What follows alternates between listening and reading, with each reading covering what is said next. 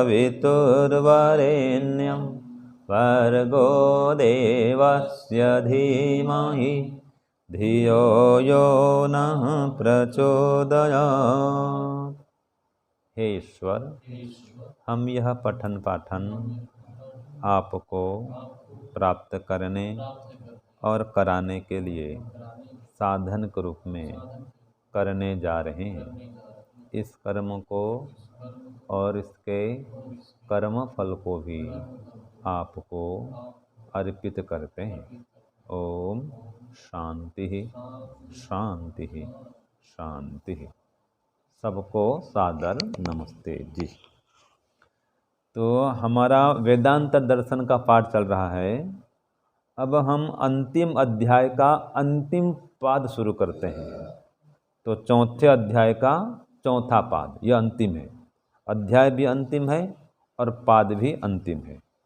तो चौथा पाद का प्रथम सूत्र बोलिए।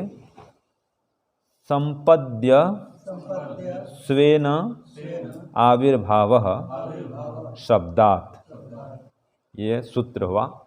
इसका प्रश्न लिखिए। किसकी प्राप्ति करके, लिखिए प्रश्न है, किसकी प्राप्ति करके उपासक ब्रैकेट में जीवात्मा अपने शुद्ध स्वरूप में प्रकट होता है। प्रश्न क्या हुआ? किसकी प्राप्ति करके उपासक ब्रैकेट में जीवात्मा अपने शुद्ध स्वरूप में प्रकट होता है। ये प्रश्न हुआ। उत्तर लिखिए। ब्रह्म की प्राप्ति करके उपासक अपने शुद्ध स्वरूप में प्रकट होता है। तो जो प्रश्न था किसकी प्राप्ति करके, उसमें जोड़ दीजिए ब्रह्म की प्राप्ति करके, बाकी उतार दीजिए प्रश्नों को। तो क्या उत्तर हुआ जी? ब्रह्म की प्राप्ति करके उपासक माने जीवात्मा अपने शुद्ध स्वरूप में प्रकट होता है।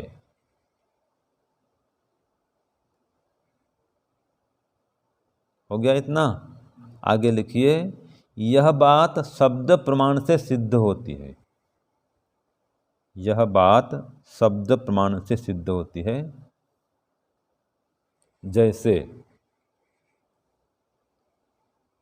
जैसे अब ये ब्रैकेट में आएगा, ठीक है ना? सूत्र तो पूरा हो गया, लेकिन हम शब्द प्रमाण दे रहे हैं। जैसे परम ज्योति उपसंपद्य, भाष्य में देखिए लिखा है, जैसे परम ज्योति उपसंपद्य स्वेन रूपेण अभिनिष्पद्यते। भाष्य में देख लीजिए।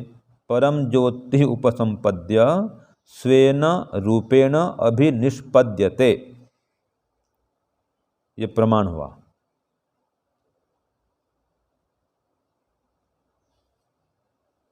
पुस्तक देख के लिख लीजिए। छांदोग्य 8:12-3।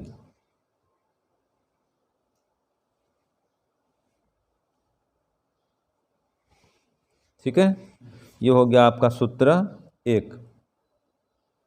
अब सूत्र 2 चलिए। कदा कह अत्र उच्यते, कि जीवात्मा कब अपने शुद्ध स्वरूप में आता है ये बताएंगे। तो सूत्र 2 पहले बोलिए। मुक्तः प्रतिज्ञानात्, ये सूत्र हुआ। इसका प्रश्न लिखिए।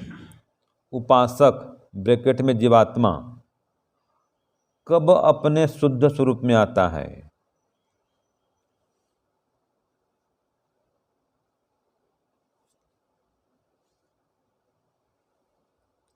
जीवात्मा या उपासक कब अपने शुद्ध स्वरूप में आता है? तो उत्तर लिखिए। मुक्त होकर के जीवात्मा या उपासक अपने शुद्ध स्वरूप में आता है।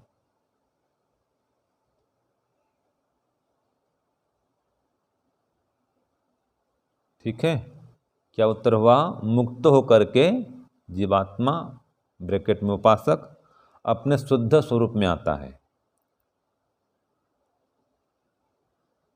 ऐसा श्रुति में प्रतिपादित होने से, ऐसा श्रुति में प्रतिपादित होने से।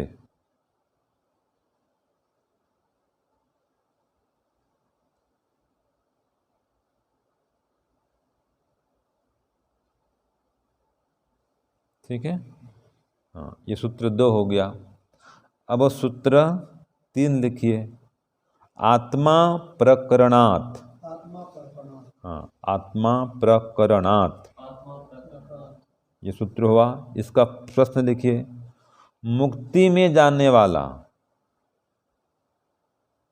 मुक्ति में जाने वाला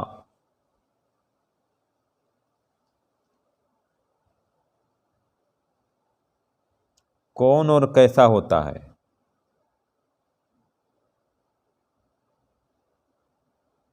माने मुक्ति में जाने वाला कौन और कैसा होता है, यह प्रश्न हुआ 3 का। तो क्या इसका समझे मतलब कि कौन मुक्ति में जाता है और कैसा होकर जाएगा, वो कौन और कैसा होता जाने वाला। तो उसका उत्तर लिखिए, मुक्ति में जाने वाला शुद्ध आत्मा होता है। ये कौन होता है मतलब आत्मा होता है, और कैसा आत्मा होता है? शुद्ध आत्मा होता है। तो उत्तर लिखिए, मुक्ति में जाने वाला शुद्ध आत्मा होता है। मुक्ति में जाने वाला शुद्ध आत्मा होता है। प्रकरण से सिद्ध होने से,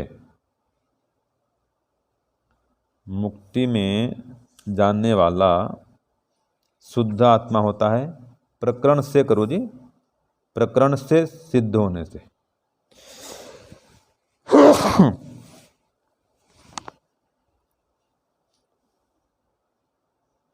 और हाँ, और भी एक जोड़ सकते हैं, छांदोग्य उपनिषद के प्रकरण से। तो स्पष्ट होगा कौन सा प्रकरण है, तो ब्रैकेट में कर दो बोले ही, उसमें प्रकरण बराबर छांदोग्य उपनिषद का प्रकरण।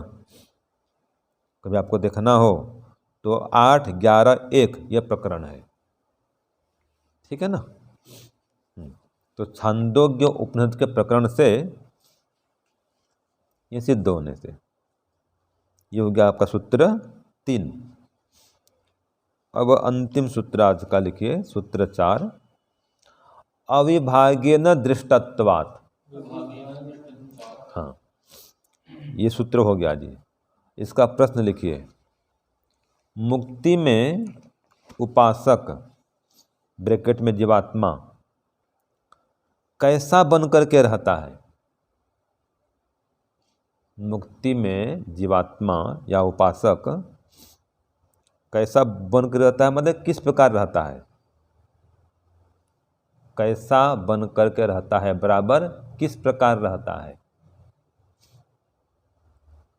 स्पष्ट है ना प्रश्न, कि मुक्ति में जो उपासक है, जीवात्मा है, वो जाएगा तो कैसा बन करके रहेगा, किस प्रकार रहेगा, ये प्रश्न है। तो उत्तर लिखिए, मुक्ति में उपासक या जीवात्मा दोनों लिख दिए। मुक्ति में उपासक या जीवात्मा ब्रह्म के साथ, ब्रह्म के साथ ब्रह्म जैसा आनंदी बनकर रहता है, बनकर रहता है। मुक्ति में उपासक या जीवात्मा ब्रह्म के साथ ब्रह्म जैसा आनंदी बन करके रहता है, ऐसा श्रुति में देखा जाने से, ऐसा श्रुति में देखा जाने से।